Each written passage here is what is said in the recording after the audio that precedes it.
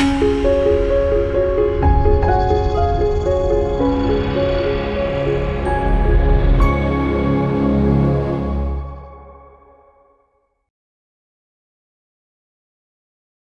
మాత్రం. నేను మీ journalist Navata. Welcome to our voice. ఈ ఏడాది మార్కెట్లలో, గ్రామాల్లో, పట్టణాల్లో ఎక్కడ చూసినా నేరేడు పండ్లే కనిపిస్తున్నాయి. చెట్ల నుంచి అక్షరాల పండ్లు కురుస్తున్నాయి. గతంలో తక్కువగా కాసిన చెట్లు కూడా ఈసారి విపరీతంగా పండ్లు కాయిస్తున్నాయి. ఇది కేవలం యాదృచ్ఛికమా, లేక ప్రకృతి మనకు ఏదైనా సందేశం ఇస్తుందా? మన పెద్దలు ప్రకృతిని చాలా దగ్గరగా గమనించేవారు. వేసవిలో నేరేడు చెట్లు విపరీతంగా పండ్లు రాలిస్తే ఆ సంవత్సరం కరువు వచ్చే అవకాశాలు ఎక్కువ. మొదట ఇది ఒక మూఢనమ్మకం అనిపించవచ్చు, కానీ ఆశ్చర్యకంగా ఆధునిక వృక్ష శాస్త్రంలో కొన్ని పరిశోధనలు ఈ పరిశీలన వెనుక ఉన్న తర్కాన్ని వివరిస్తున్నాయి. మాస్టింగ్ అంటే ఏంటి అనుకుంటున్నారా? చాలా వృక్ష జాతులు కొన్ని సంవత్సరాల్లో అసాధారణంగా ఎక్కువ పండ్లు, విత్తనాలు ఉత్పత్తి చేస్తాయి. దీన్ని మాస్టింగ్ అంటారు.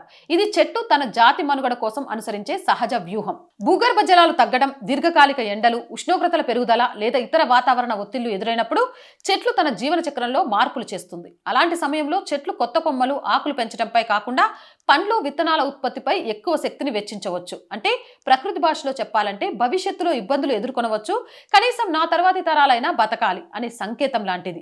నేరేడు చెట్లు ఎందుకు ప్రత్యేకం ఈ విషయంలో అంటే, నేరేడు చెట్లు వేర్లు చాలా లోతుగా వెళ్తాయి. పై పొరలో నీరు లేకపోయినా భూగర్భ జలాలను ఉపయోగించుకోగల సామర్థ్యం వీటికి ఉంటుంది.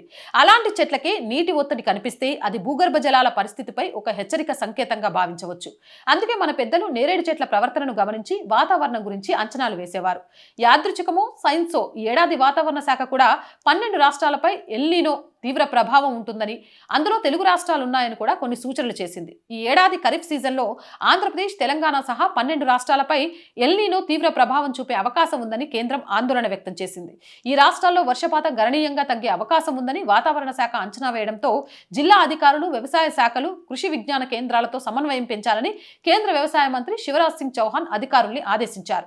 ఆంధ్రప్రదేశ్, తెలంగాణ, తమిళనాడు, కర్ణాటక, రాజస్థాన్, గుజరాత్, మధ్యప్రదేశ్, ఛత్తీస్గఢ్, మహారాష్ట్ర, బీహార్, జార్ఖండ్, ఉత్తరప్రదేశ్లో వర్షాలు చాలా తక్కువగా పడతాయని వాతావరణ శాఖ అంచనా వేసింది. ప్రకృతిలో ప్రతి మార్పు వెనుక ఒక కారణం ఉంటుంది. అధిక పండ్ల దిగుబడి అంటే తప్పనిసరిగా కరువు వస్తుందనే కాదు, వర్షపాతం, గత సంవత్సర వాతావరణ పరిస్థితులు, చెట్లు, సహజ జీవన చక్రం వంటి అనేక అంశాలు దీనిపై ప్రభావం చూపుతాయి. అయితే ఒక విషయం మాత్రం స్పష్టం: ప్రకృతి మనకంటే ముందుగానే మార్పులను గుర్తిస్తుంది. మన పెద్దలు ఆ సంకేతాలను గమనించి తమ అనుభవాన్ని తరతరాలకు అందించారు.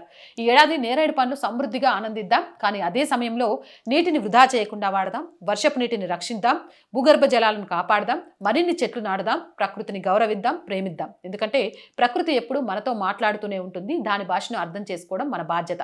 ప్రకృతిని గౌరవించిన సమాజమే భవిష్యత్తును గెలుస్తుంది. అర్థమైందా? జై హింద్, జై భారత్. అండ్ మోర్ వీడియోస్ కోసం our group of channels, our voice, our political, our Sanskriti మూడింటిని వెంటనే సబ్స్క్రైబ్ చేయండి. అలా కంటెంట్ బాగుంది అనిపిస్తే లైక్ చేయండి, షేర్ చేయండి, మీ అభిప్రాయాన్ని కామెంట్ చేయండి. ఆర్థికంగా సపోర్ట్ చేయాలంటే స్క్రీన్ మీద గూగుల్ పే, ఫోన్పేతో పాటు అకౌంట్ డీటెయిల్స్ ఇచ్చాము.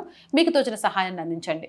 వ్యాపార ప్రకటనల కోసం 8328500576 నెంబర్ని సంప్రదించండి. జై హింద్, జై భారత్.